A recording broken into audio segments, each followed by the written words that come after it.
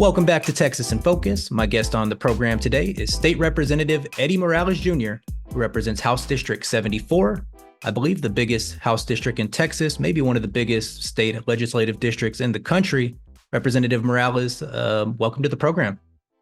Happy to be here. It is the largest district also in the United States, and it's bigger than 15 U.S. states. So we're very proud of that. That was remarkable. I was looking at it. It's an enormous district, and so it's a border district. And so much of what's going on at the border right now is caught up in politics. You live in Eagle Pass. You represent the border in the state house. What's actually going on? What's going on? Is it a crisis at the border? Currently, the numbers have drastically dropped. If you recall, and if your listeners recall, in late December, President Biden sent Mayorkas and Blinken to Mexico to visit with the president of Mexico. They were able to reach an agreement, from my understanding. And shortly after, I'm talking within a day or two, you saw the federal government in Mexico, as well as the state government of Coahuila, right across Eagle Pass, which is Piedras Negras, the biggest city right across our border, and the state of Coahuila. They actively started removing all these migrants that were reaching the Mexican side of the riverbank. So they were putting them in buses, and they were putting them in airplanes and returning them to their place of original right before they took off, before the destination. And so those are the effects that we're seeing. And I have been calling for over 2 years since we started running for state rep. We had been calling for the White House, and also, more importantly, Governor Abbott, since we have such a close relationship and a lot of economic trade between Texas and Mexico. They're our biggest trading partner. And with Texas now being the 8th largest economy in the world, if we were our own country, I think, and I was calling for Governor Abbott to have us sit at the table with the president of Mexico and with these Latin American countries so that we could work and coordinate in making sure that we handled these migrant surges.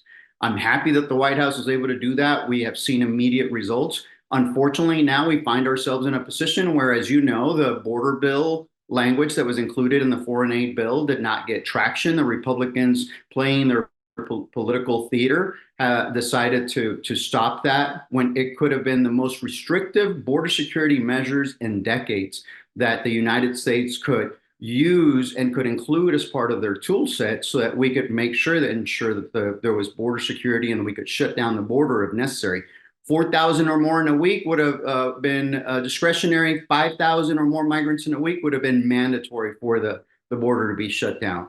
This was everything that Trump wanted when he was in office and was unsuccessful in getting. And yet the Republican senators were able to formulate and negotiate these terms into the foreign aid bill. And it's unfortunate because it seems that our communities continue to get used as props, and in this political theater. And this is probably the largest, campaign of a Republican governor and trying to oust some of the own Republicans. So it's sad to see this, that politics has come in the way instead of doing what our Texas constituents and what Americans all want us to do, is just get the job done. We were elected for this very reason, and making sure that we secured our borders. So it's very unfortunate.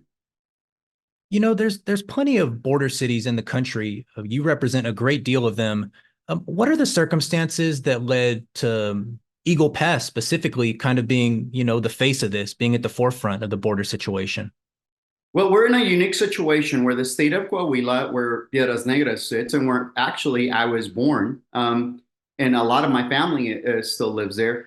They are in a unique situation where the government there has done a formidable job in making sure to keep the cartel to a minimum down there. So there's no or very little violence. There's still some, you hear the migrants being exploited like you do throughout Mexico, but the word spreads, especially for those migrants coming from Latin America. They're told to come through Coahuila because it is safer. The chances of them being exploited are a lot less. And so they're making that trek through the state of Coahuila into Piedras Negras and into Eagle Pass. And so it's a measure of the success that they've had on the Mexico part in keeping the cartel down, keeping the criminal activity down. And so you see this because these mass migrants decide to use the state of Coahuila as a travel route.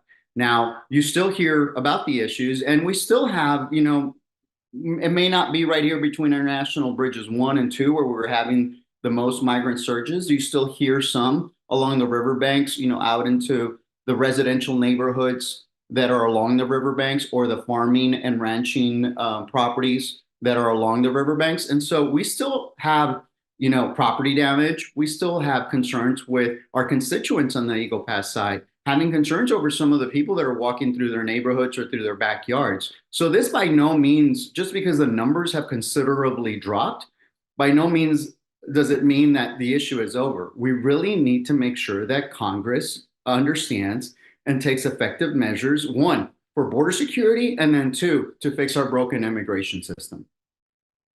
I travel to the border often for work, or at least for my side gig. I'm a boxing referee. We do a lot of fights down on the border.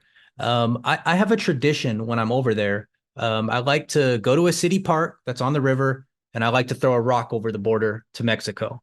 Now, I'm told that if I was in Eagle Pass, I wouldn't be able to do that because the park is controlled by the state now and it's closed off. But I might run into Marjorie Taylor Greene or another Republican politician. So tell me about this dynamic where your constituents have no access to this park, but it's become a landing spot for politicians looking to host press conferences. See, and that's the concern. Obviously, that this political theater again that I refer to is they're using the city-owned park for their as a prop for their picture, either close to the riverbank or on the boats as they're given the tour.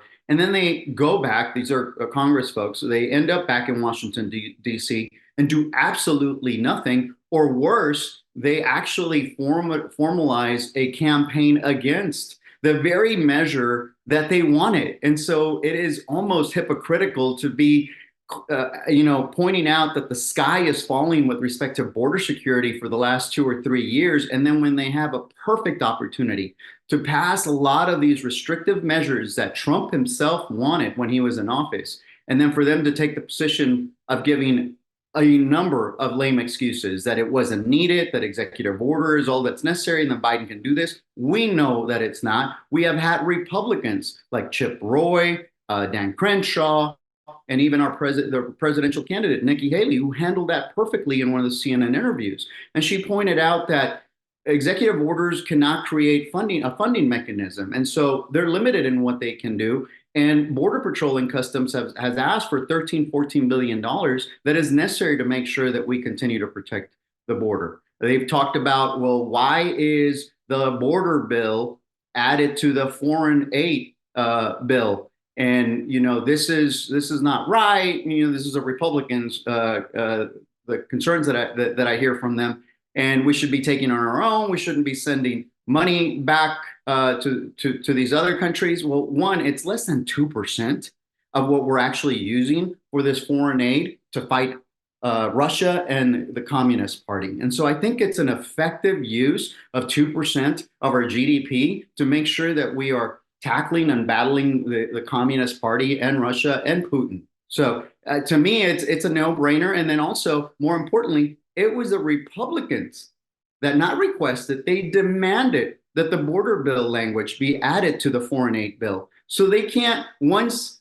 the White House took that opportunity and decided, okay, we will negotiate that issue also and include the border bill language, they can't later now take the position and again be hypocritical and say, hey, we don't want it added, and it shouldn't, we shouldn't rely on the border bill being added to the foreign aid bill. It just again shows that they've now become, the extreme far right has become the Republican open borders party. And it's unfortunate because there's a lot of reasonable Republicans that are my House colleagues at the state capitol that I am able to work well with them. They understand the issues. They have come down here and they know that Congress needs to take action, and they have failed to do so in over 30 years. So the message to a lot of these voters as they're going into the March primary and into the November elections really should be vote. Even if you're a Republican, vote for that Republican candidate that is willing to reach across the aisle, willing to work, negotiate, and compromise to resolve these issues and have a solution.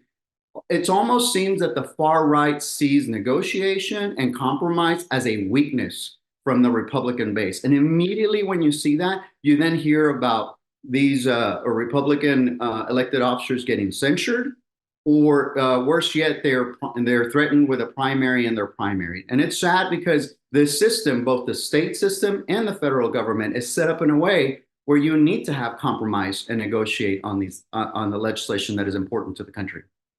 Well, let's follow up on some of these policies of the Republicans. The one I wonder about is when Governor Abbott does things like deny access to parts of the border to federal agents. I mean, is he playing with fire when he does something like that, risking unnecessary conflict? Why in your mind does he do that?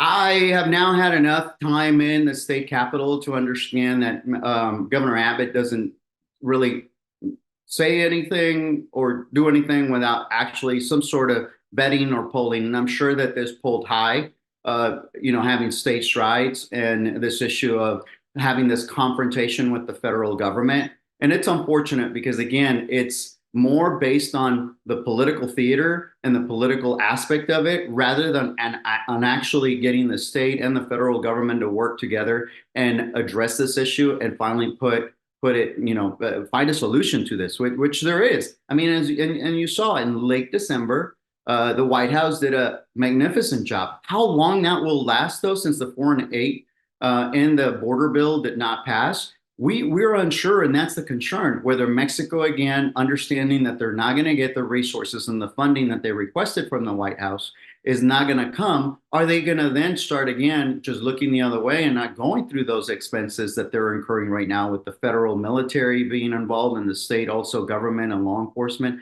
on the Mexico side being involved in keeping and deterring all these migrants from reaching our riverbanks? And so that's the concern that we have. And so that's why we shouldn't wait. And like presidential Republican candidate Nikki Haley said, a lot of these Republicans are acting like it's 9/10, forgetting what happened on 9/11. And all it's going to take is one of these individuals that is not a true migrant, even though 99.9% of them just want a better life, one of them not being a true migrant and actually being a terrorist and actually coming in and harming our country. And it's unfortunate because it just seems that the the expectations of every American are not being taken into account. The reason why they elected us into office and these folks in Congress, they're not really understanding the things that they need to do to make sure that we effectuate the proper legislation so that we can actually get on and start focusing like on infrastructure, on public education funding, on access to welfare, healthcare. Those are the issues that Americans and every Texan constituent wants us to address.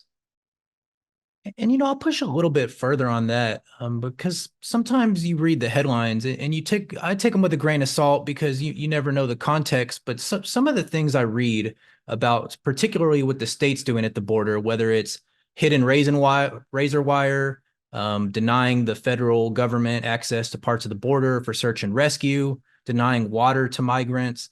I just wonder in your mind if the governor's policies have been inhumane. I would label them as such, and it's unfortunate that that's the word that's been handed down as far as the orders to DPS. Now, let me also say I am very pro law enforcement. I've been endorsed at the local level and at that state level by the largest law enforcement organizations here in Texas. I understand the hard work, and I think one of the aspects that is not discussed enough is the mental and the physical toll that this Operation Lone Star and what the governor has implemented here on the border is actually taking on DPS officers, on our state National Guard, and on the local law enforcement officers also that are having to deal with this on a daily basis. They're super strong, they're super professional at what they do. They're not going to be complaining publicly, but you hear privately, that certain law enforcement officers are taking retirement early because they couldn't stand anymore to be away from their families for that long. We have National Guard soldiers that have committed suicide or have had issues down here on the border in relation to the many months that they were not anticipating. I don't think that they signed up for this, and a lot of them will tell you that. And then also, it's important to understand that we have allocated over $10 billion at the request of Governor Abbott, and all of this hangs on his neck now because we have not been able to show to our Texas constituents that Operation Lone Star has been a success. And I think we have to answer to our Texas constituents and our Texas taxpayers. This is their money, and we don't have a good, clear answer or good results with respect to where the numbers are. The numbers of migrants have continued to increase. For the last 2 years, we've had over 2.5 million each year.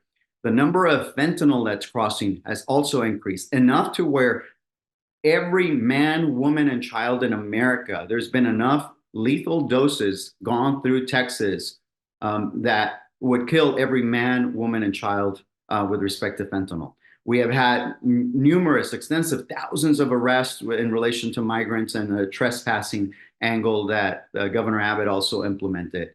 With some concerns also there that a lot of the landowners had not actually given the affidavit and not executed that affidavit to allow the DPS or law enforcement to go onto their properties and effectuate these arrests. I am privy to at least one where 800 of those charges had to be dismissed because the landowner never gave that right to DPS and to law enforcement and never executed that affidavit. So it's sad that all this is getting bogged down, and all the while these migrants were incarcerated, were not allowed to get out, and they were costing Texas taxpayers hundreds of dollars every day to keep them incarcerated when there was no basis for it. And, they eventually had to dismiss those charges. So it's unfortunate. We need to take that into account. Every Texas taxpayer needs to be aware and demand that elected officers, specifically those at the top that are making these decisions with Operation Lone Star, have an answer. And it's unfortunate. We should really see Texas constituents take this out in the March primary and the November election, show that they're not going to take our communities being used and our taxpayer dollars being used for a certain political ploy, for political theater, and not to effectuate what we really need to do, which is fix the border crisis, address border security, and then demand that Congress also take action on our broken immigration system. Well, speaking of the March primaries, let's talk about some of your colleagues, because I know you've been in the House for 2 terms now. So you see how it goes on behind closed doors in committee. And I wonder, when you get behind those closed doors, are there people that are really taking the issue of border security seriously, or is this just really being viewed in the lens of as a campaign issue more than a policy issue?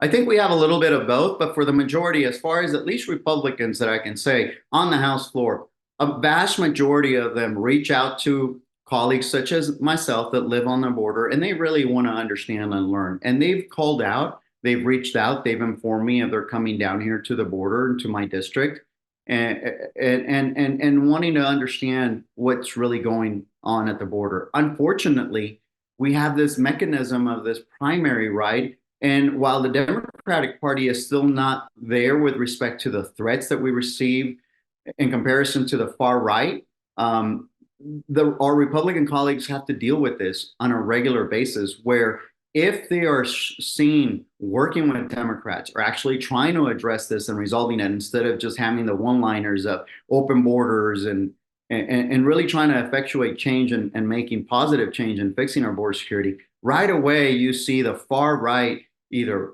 threaten to primary them or they put up a fight against them. And it's unfortunate because those are the reasonable Republicans that we need in office, the ones that understand that compromise and negotiation is key to resolve this issue. And it's unfortunate that Governor Abbott, the Lieutenant Governor also, and Paxton have an all-out blitz right now into trying to get some of the most reasonable Republicans and moderate Republicans out of office, and calling them derogatory terms like rhinos and such. And so it's sad to see that. It's unfortunate. And I really am there supporting our reasonable Republicans and moderate Republicans that I work with. And I really look forward to hopefully seeing that our Texas constituents can see through that facade that these three top state individuals are pushing forth, and that is not the true agenda that Texas. I really think that a true top state leader would understand the pro-economic advantages that we would have if we were to collaborate and actually unify and work together with the country of Mexico and with the Mexican president. They've become the largest trading partner, not only for Texas, but in the United States. They've surpassed China.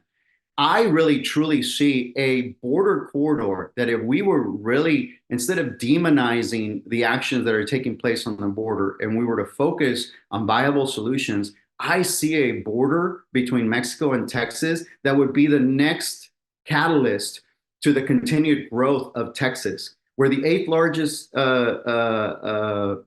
terms of the GDP that we receive in Texas. Can you imagine how much more formidable the state of Texas could be when, with all the nearshoring that's taking place after we've moved away under the new NAFTA agreement, we're moving away from China and from India. There's billions of dollars that is being invested on the northern states of Mexico. Just some of that is going to, and you've seen it already, is going to filter into the border communities on the Texas side. We need to make sure that we're poised, that we're ready, that the infrastructure is being addressed, that we have these collaborative communications with the states across from us and with the country of Mexico so that we can just ramp this up to the next level. And man, Texas is poised for continued growth and it's going to be amazing. I'm really truly looking forward as it is. Look at what's taking place already and the pro-economic projects that are coming in. Just imagine what could happen if we had true top state leaders that were focused on collaborating and working and making sure that those bonds between Mexico and Texas are even stronger and that we're actually doing something to make sure that all this trade is having an effect in Texas too. And one other way some people might say to, secure the economy is, having the people that are known as dreamers, finally having a resolution to their situation. Right now, of course, they're kind of stuck between citizenship and the shadows.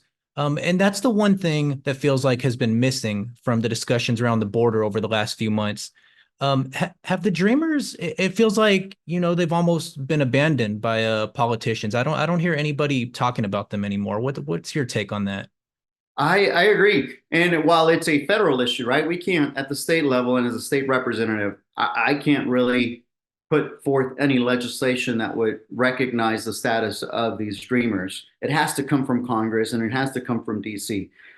And I think it's another factor that comes into the mix in an issue of just then it turns into a political theater and there's really no true way of trying to resolve it. I mean, they've been here, many of them, you hear those stories.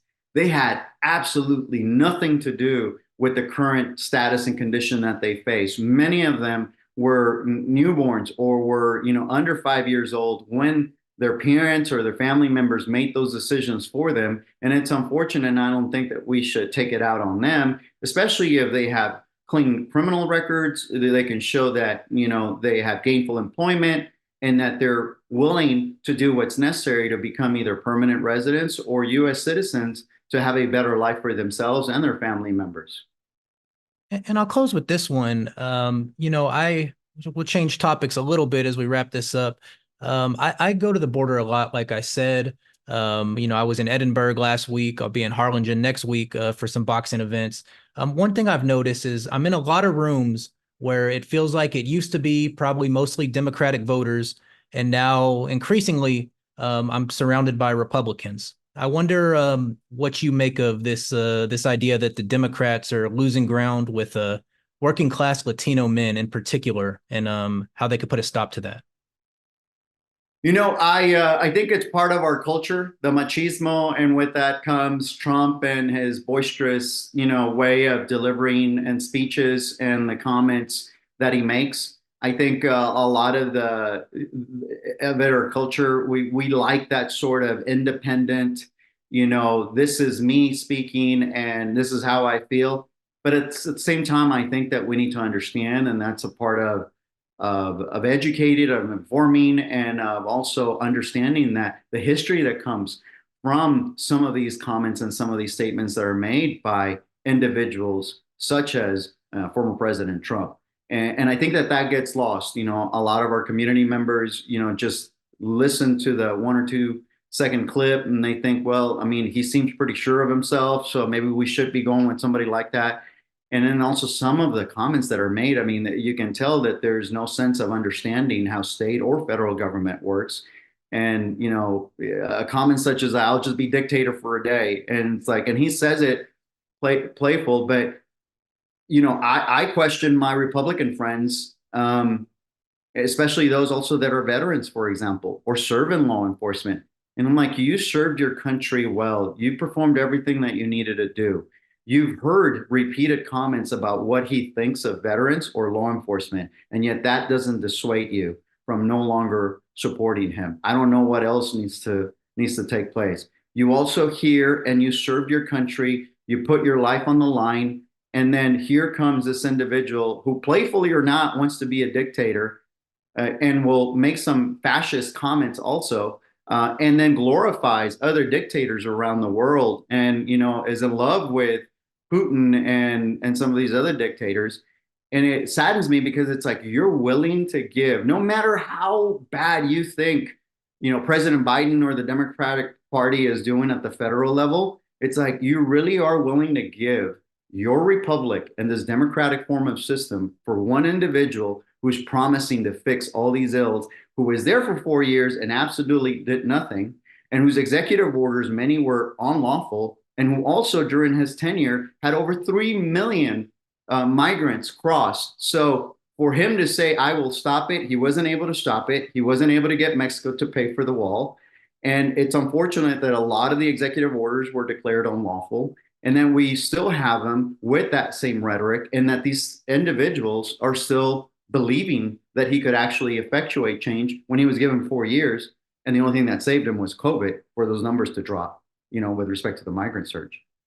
And with that, that's State Representative Eddie Morales Jr., who represents House District 74 in the Texas legislature. Representative Morales, thank you so much for joining the program today. Thank you, Matt.